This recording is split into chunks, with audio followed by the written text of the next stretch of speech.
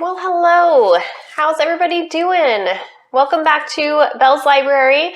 I'm Heather, and today we are going to go through the 2020 reading survey.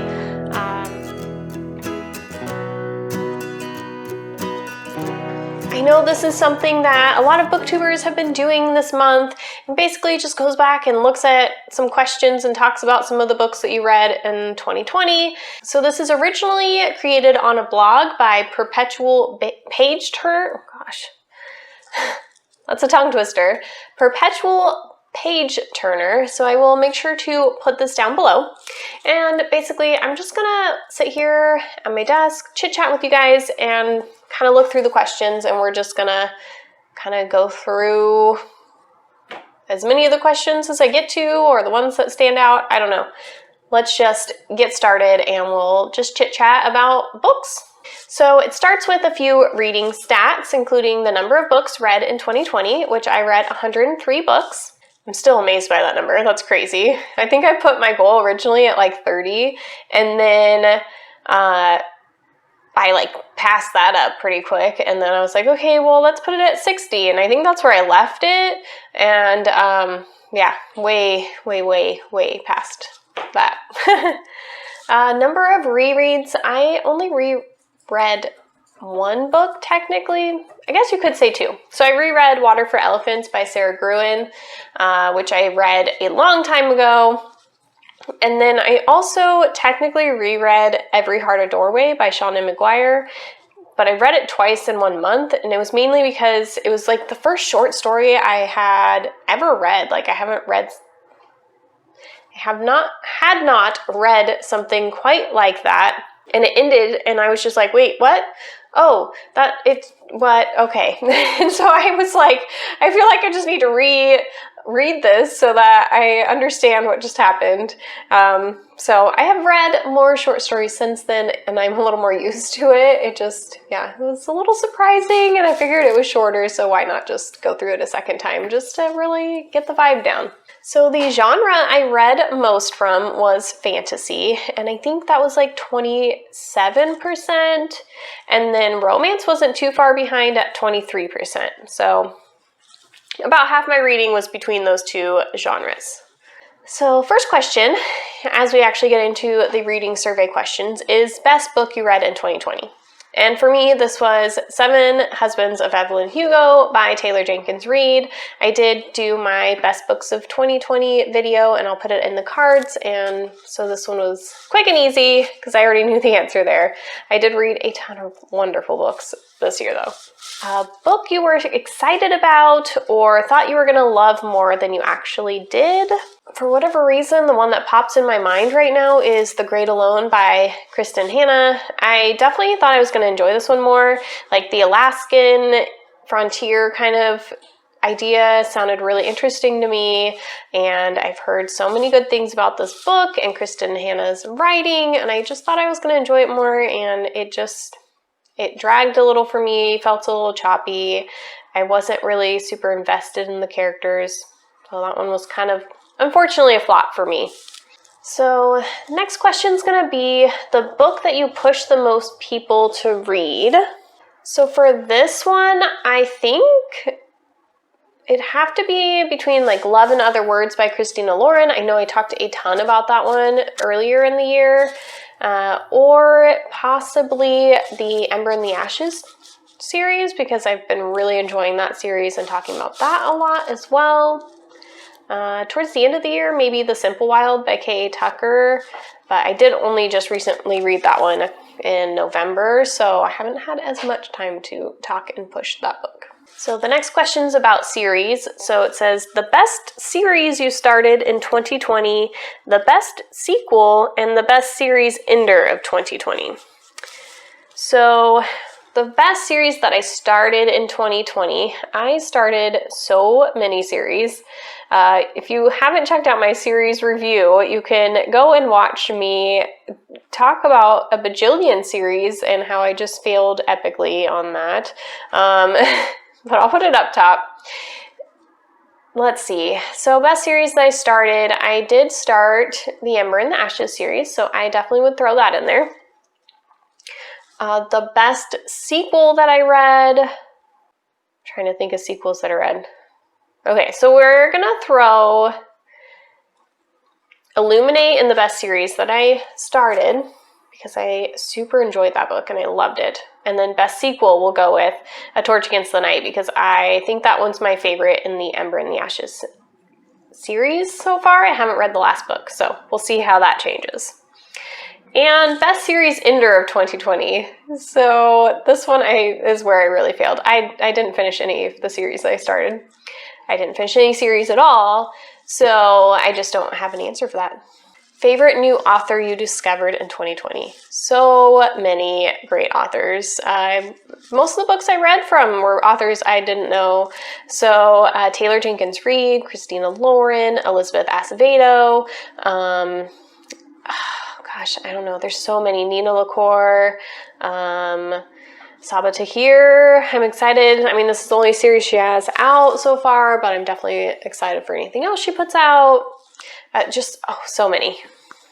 So the next one is best book from a genre you don't really read a lot from or is out of your comfort zone. So I read a lot of genres, so this was kind of hard for me.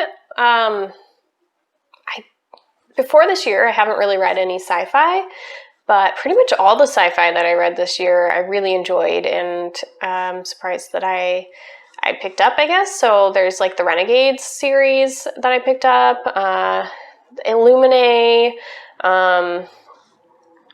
So yeah, maybe some of those. Like those were top series for me. Oh, Goddess in the Machine, that one was really good. It wasn't in like my favorites of the year, but it was a 4-star and it was really good, and I'm really excited for the sequel to that one that's coming out this year. I feel like I'm going to say like the same books over and over, which is awful. It says like most action-packed or thrilling, unpredictable book of the year. This one was Illuminae for me. I have like my whole reaction on TV, but it just like I felt like there were so many twists that I didn't see coming, even though they were literally on the little flap. I just didn't read the flap. So don't read the flap if you haven't read it, because it will make your reading experience that much better for Illuminae. Book you read in 2020 that you would be most likely to reread in 2021. I actually made a graphic for several books that I would like to reread in 2021, so I'll put it up here. I know like The Seven Husbands of Evelyn Hugo's on there, The Hating Game, The Simple Wild, The Night Circus, The Starless Sea.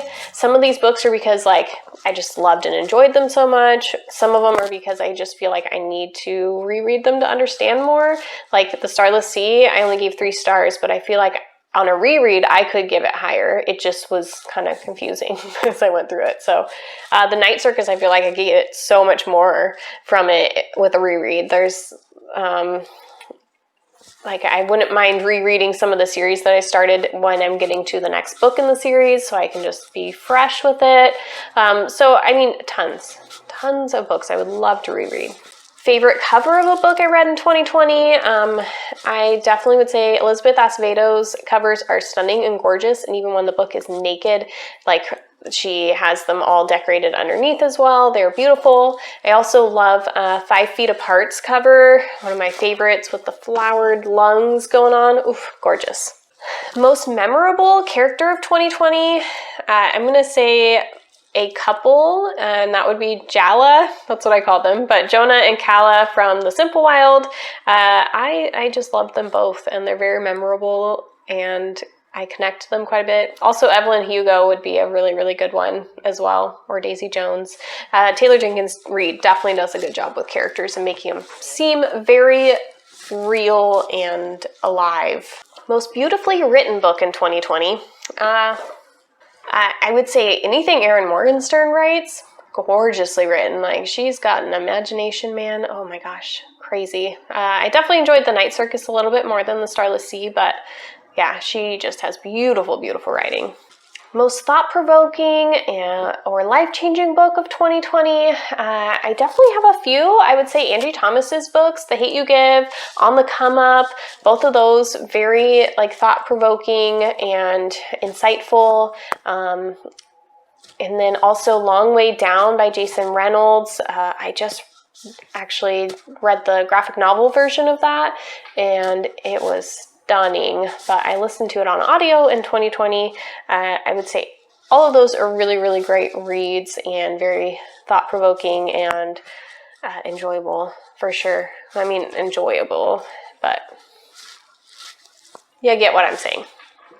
Books you can't believe you waited until 2020 to finally read. Like all the books that I loved and enjoyed, because I wasn't reading very much before this. I was only reading a handful of books a year.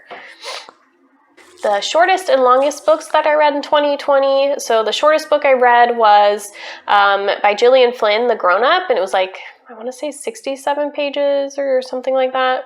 And then my longest book was Lair of Dreams, which is the second book in the Diviners series. It's by Libba Bray, and that one was like 713, 711, something like that. I remember seeing it on my Goodreads. 2020, look back on your reading thing. It should also be in my stats video, which I believe is up, and if it is, I will put it up in the top and you guys can see more stats and stuff. OTP of the year, I will go down with the ship. Definitely Jonah and Kala. That's an easy one. I just love these two together so hard. Like, I would die for these guys. Like, I love them. This one sounds tricky. So, favorite book you read in 2020 from an author you've read previously. I read so many new authors this year. Like, I don't even know if I read any books from authors that I read in previous years. It was just such a fresh year for me. Like, it was such a new getting back into reading and just finding that hobby and just loving it and trying to find new authors and trying to find new voices. And I don't know. I don't think I really have anything for this right now. So yeah, I don't know. Best 2020 debut that I read. I know I probably read quite a few, but the one that's coming to mind for me right now is A Song of Wraiths and Ruin by Roseanne A. Brown. I really enjoyed this one, and I'm excited for the sequel that's coming out this coming year. And I think she did a masterful job. Like, I felt like I was sitting down listening to a storyteller, and it was just, yeah, really beautiful. Book that made you cry or nearly cry. I realized I really don't cry a ton at books, which, I mean, I guess is kind of surprising to me, but I bawled my eyes out with The Seven Husbands of Evelyn Hugo. That one definitely was the most crying. And I would say I'm pretty sure I cried to Love and Other Words. I don't think I can think of any other ones. Those are just the ones that are popping into my mind for sure. Most unique book you read in 2020, The House in the Cerulean Sea by T.J. Klune. Who knew that I would enjoy a book that's, I don't know, it's just magical and sweet, and it's, I don't know how to explain this book without like explain the feelings that came with this book. Like, they're just sweet and wonderful, and I loved this group of kids. Like, yeah, I don't know. Maybe not something I would have thought I would love so much, but I love it so much.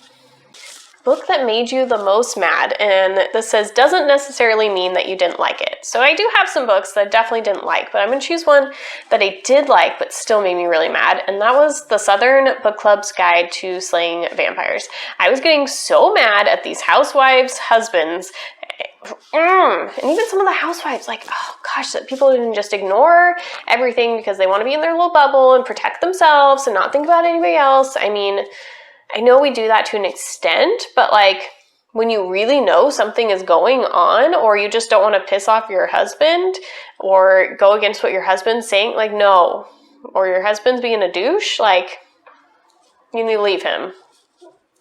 Ugh, yeah, that book definitely incited some anger in me. All right, guys, I'm getting a little worn out by this, and there's like a bajillion questions, and my brain is about to go to mush. So I think we're going to wrap it up at this point.